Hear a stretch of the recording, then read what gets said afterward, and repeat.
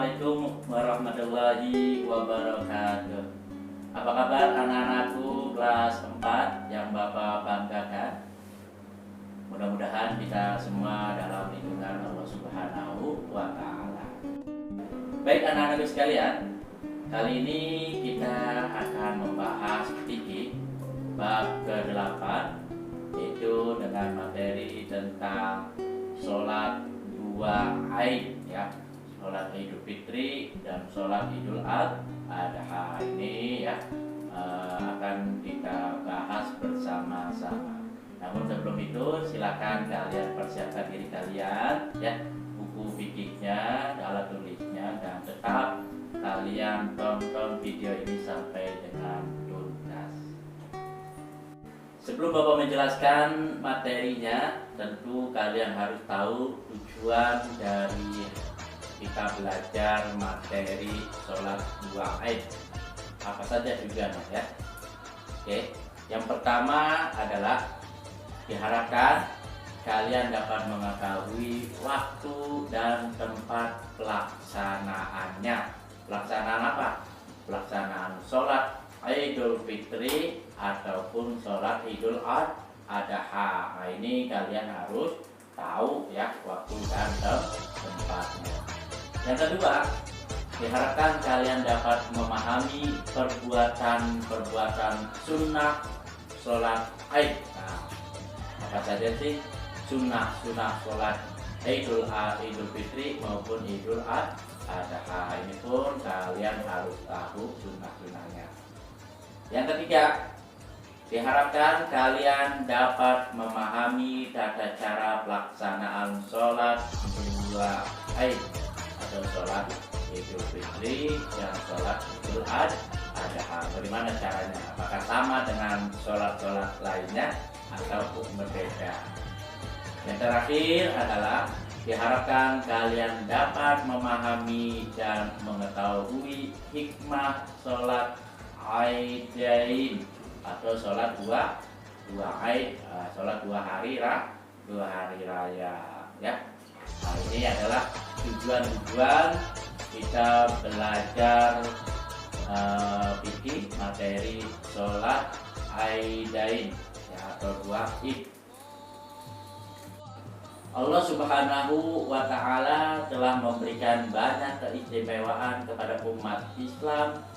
Di antara keistimewaannya adalah diberikannya dua hari raya, yaitu hari raya Idul Fitri dan juga hari raya Idul Adha.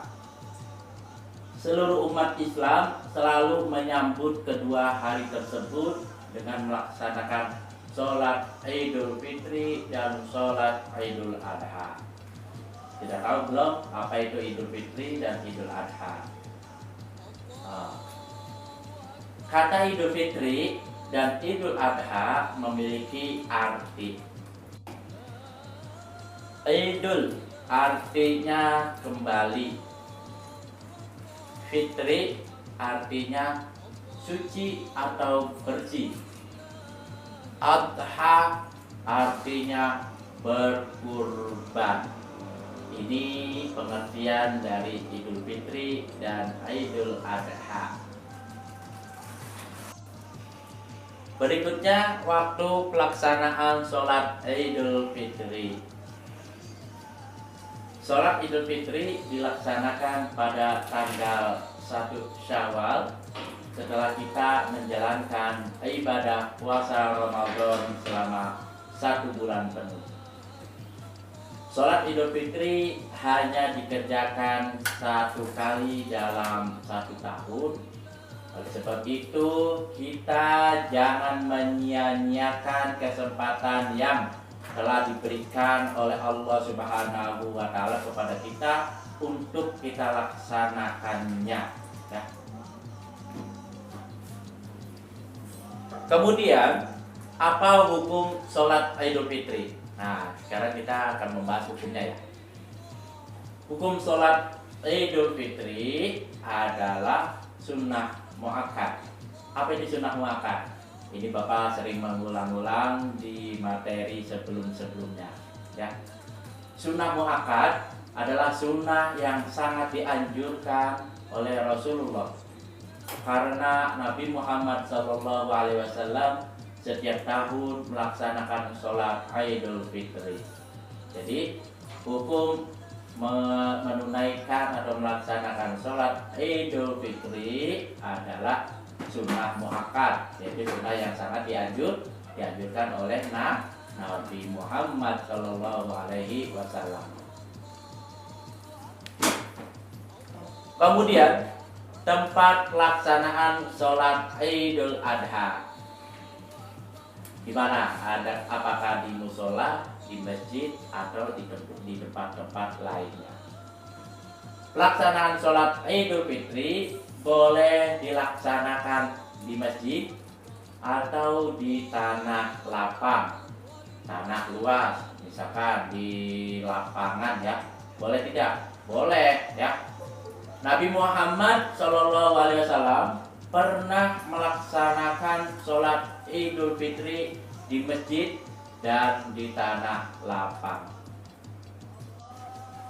Pelaksanaan sholat Idul Fitri di tanah lapang diharapkan para perempuan yang sedang haid dapat hadir ke tempat sholat untuk mendengarkan khutbah yang disampaikan oleh khatib. Jika sholat Idul Fitri di tanah lapang tidak memungkinkan karena hujan, maka sholatnya di masjid. Selanjutnya, tata cara sholat Idul Fitri. Tata cara sholat Idul Fitri diantaranya: sholat Idul Fitri dikerjakan secara berjamaah, tidak sendiri-sendiri. Berikutnya, sholat Idul Fitri dilaksanakan di masjid. Para jamaah disunnahkan untuk melaksanakan sholat tahiyat masjid. Kemudian, tidak dikumandangkannya azan atau iqamah untuk memulai sholat tersebut. Kemudian, sholat Idul Fitri dikerjakan dengan 2 rakaat. Yang berikutnya adalah berniat sholat Idul Fitri. Sudah bisa belum niatnya? Nah, kebetulan besok kita sudah memasuki bulan Ramadan. Setelah Ramadan 1 Syawal kita akan melaksanakan sholat Idul Fitri. Nah, berikut niatnya. Bismillahirrahmanirrahim. Usolli sunnatan Idul Fitri rakaataini lillahi ta'ala. Aku niat sholat Idul Fitri 2 rakaat karena mengikut imam, karena Allah Subhanahu wa Ta'ala.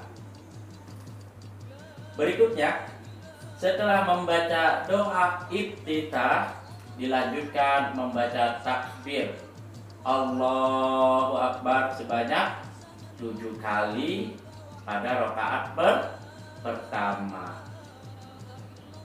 Membaca tasbih, tahmid, dan takbir di antara beberapa bacaan takbir.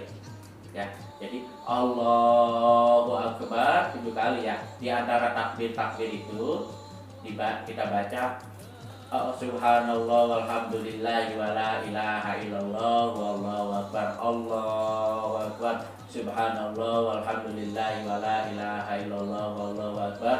Allahu akbar. Subhanallah walhamdulillah wa la ilaha illallah wallahu akbar. Ini adalah kalimat takbir, tahmid, dan tahlil yang dibaca ketika di antara takbir sholat Idul Fitri.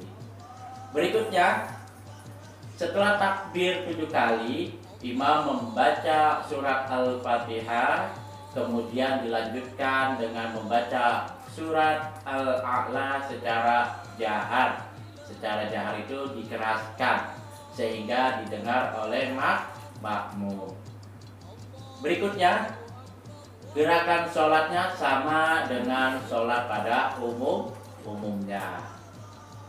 Selanjutnya, pada rakaat kedua membaca takbir Allahu Akbar sebanyak 6 kali dengan takbir qiyam. Apa itu takbir qiyam? Yaitu takbir ketika berdiri dari duduk sujud ya. Berikutnya membaca tasbih, tahmid dan takbir di antara beberapa bacaan takbir. Kemudian setelah takbir 5 kali pada rakaat kedua, imam membaca surat Al-Fatihah, kemudian dilanjutkan membaca surat Al-Ghasyiyah secara jahar atau dikeraskan sehingga didengar oleh makmum. Berikutnya gerakan sholatnya sama dengan sholat pada umumnya. Selanjutnya selesai sholat dibacakan khutbah Idul Fitri yang berisi nasihat, ajaran-ajaran Islam dan pesan-pesan untuk kebaikan. Selanjutnya, ketika khatib sedang berkhutbah, jamaah mendengarkannya. Terakhir adalah setelah khutbah diakhiri dengan doa bersama dan dilanjutkan saling bermaaf-maafan kepada kerabat, keluarga ataupun teman. Anak-anakku yang Bapak banggakan, selanjutnya adalah perbuatan yang disunahkan sebelum sholat Idul Fitri. Apa saja sunnah-sunnahnya? Yang pertama, mandi terlebih dahulu sebelum berangkat melaksanakan sholat Idul Fitri. Jadi kita disunahkan sebelum sholat Idul Fitri ya, sebelum berangkat ke masjid kita disunahkan untuk apa? Mandi. Yang kedua, memakai pakaian yang paling bagus. Jadi seperti biasa baju koko ya, berwarna putih-putih, peci putih, kemudian pakai sorban dan juga menggunakan haruman atau wangi-wangian. Berikutnya, makan dan minum terlebih dahulu. Jadi sebelum kita berangkat ke masjid untuk melaksanakan sholat Idul Fitri, disunahkan kita untuk makan dan minum terlebih dahulu. Makan dulu, minum dulu, baru berangkat ke masjid. Berikutnya, melalui jalan yang berlainan ketika pergi dan pulang dari melaksanakan sholat Idul Fitri.